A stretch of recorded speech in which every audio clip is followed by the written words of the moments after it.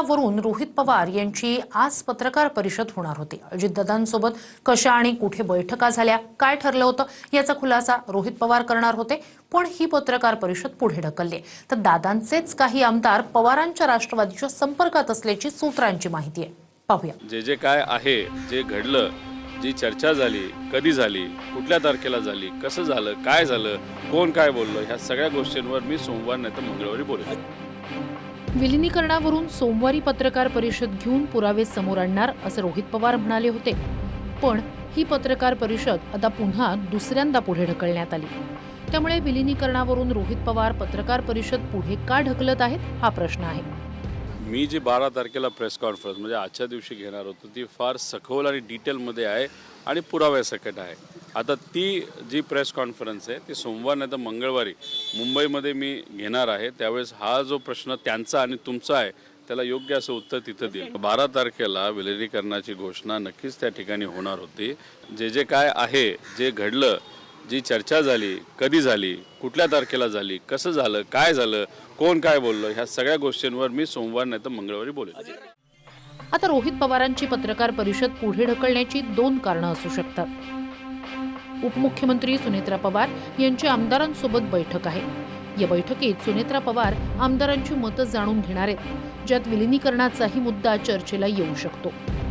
तर दादांच्या राष्ट्रवादीचे अनेक आमदार शरद पवारांच्या राष्ट्रवादीच्या संपर्कात असल्याची माहिती सूत्रांनी दिली। त्यामुळे शरद पवारांची राष्ट्रवादी विलिनीकरणावरून वेट अँड वॉचच्या भूमिकेत असल्याचं कळतंय। अलीकडच्या 7-8 महिन्यात अनेक वेळा ते माझ्या घरी आलेले आणि त्यावरून मी कशासाठी आलेले एवढं सांगितलं। आता त्यावर मला आता भाष्य करण्याची काही इच्छाही नाही आणि आवश्यकताही नाही। आम्ही अजितदादांशी भरपूर चर्चा केलेल्या, पण त्याच्यावर जे प्रसारमाध्यमात वेगवेगळे नेते बोलत आहेत हे मला वाटतं की त्यांच्याबद्दल आदराची भावना ठेवून आम्ही न बोललेलंच बरं असं आमचं मत झालं। 12 फेब्रुवारीला विलिनीकरण करायचं हे दादांनी ठरवलं होतं असा दावा शरद पवारांच्या राष्ट्रवादीचा आहे। तर दादांच्या राष्ट्रवादीकडून हा दावा फेटाळला जातोय। त्यामुळेच फोटो आणि व्हिडिओसह रोहित पवार पुरावे सादर करणार होते, पण आता ही पत्रकार परिषद न घेण्याचं ठरवलेलं दिसतंय। विलिनीकरणावर योग्य वेळी योग्य पद्धतीनं उत्तर देऊ असं पवारांच्या राष्ट्रवादीतील वरिष्ठांनी माहिती दिली आहे। दादा असताना तुम्ही एकत्र येणार होता, आता सुनेत्रा वहिनींच्या सोबत जर तुम्ही एकत्र येणार असाल तर सुनेत्रा वहिनींना तुम्ही सगळी सूत्र देणार का राष्ट्रीय अध्यक्ष? हे आता मी याच्यावर काही कमेंट्स करणार नाही, नो कमेंट्स। आता याच्यावर आम्हाला एकत्रीकरणाच्या संदर्भामधला कुठल्याही प्रकारचं भाष्य करायचं। आता या विषयावर कुठल्याही प्रकारची चर्चा माझ्याकडून होणार नाही, नो कमेंट्स। एक मिनिट, मी स्पष्ट सांगतो, विलिनीकरणाच्या बाबतीमध्ये आमच्या पक्षाकडून आता कुठल्याही प्रकारचा नो कमेंट। इकडे अजितदादांच्या आमदारांना भविष्याची चिंता सतावतीये। सूत्रांच्या माहितीनुसार अनेक आमदार पवारांच्या एनसीपीच्या नेत्यांच्या संपर्कात आहेत। आमदारांनी सुप्रिया सुळे यांची भेट घेतल्याची सूत्रांची माहिती आहे। काही आमदारांनी फोनवरून पवारांच्या नेत्यांशी संपर्क साधलाय। तुल्यबळ नेतृत्व राष्ट्रवादीकडे नसल्याची आमदारांना भीती आहे। मतदारसंघात भाजप शिवसेनेच्या ताकदीचा सामना करताना अडचणी येण्याची शक्यता आहे। अजित पवारांच्या निधनानंतर लगेच चौथ्याच दिवशी सुनेत्रा पवार यांनी राजकीय कमान हाती घेतली। उपमुख्यमंत्री म्हणून शपथ घेत नेते आणि पदाधिकाऱ्यांच्या भेटीगाठी सुरू केल्या। जिल्हा परिषद पंचायत समितीच्या विजयी उमेदवारांशी संवाद साधताना दादांचं स्वप्न पूर्ण करायचंय असं म्हणत सुनेत्रा पवार भावूक झाल्या। दादांच्या मनातलं जे स्वप्न आहे ते साकार करण्याची तुम्हाला संधी मिळालेली आहे आणि नक्कीच आपण सगळेजण नक्कीच दादांच्या मनातलं स्वप्न साकार कराल अशी खात्री बाळगते।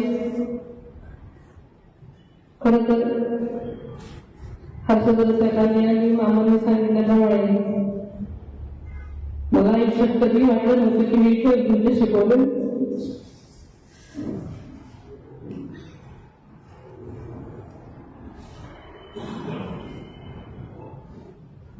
दादांनी एक म्हटलं की ही माझी शेवटची निवडणूक आहे, 3 वर्षाच्या निवडणुकांना आहे आणि तेवढंच उत्साहानं प्रत्येक निवडणुकीमध्ये जेव्हा सरांनी त्यांनी करायचं ठरवलेलं असतं, त्याचं कामच असतं आणि त्याच्यामुळे ते सकाळी सकाळी इकडे यायला निघाले.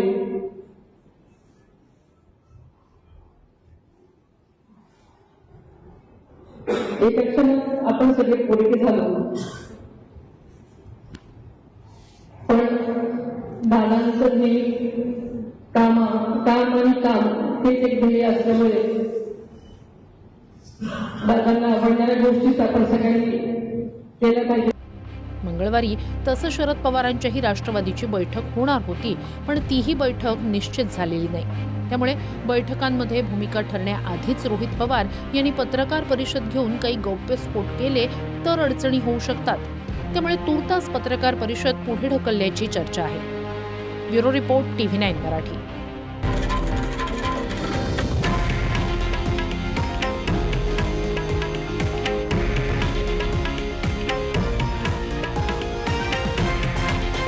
हे आहे देशातील नंबर 1 न्यूज नेटवर्क आणि आपण पाहत आहात TV9 मराठी, एकमेव.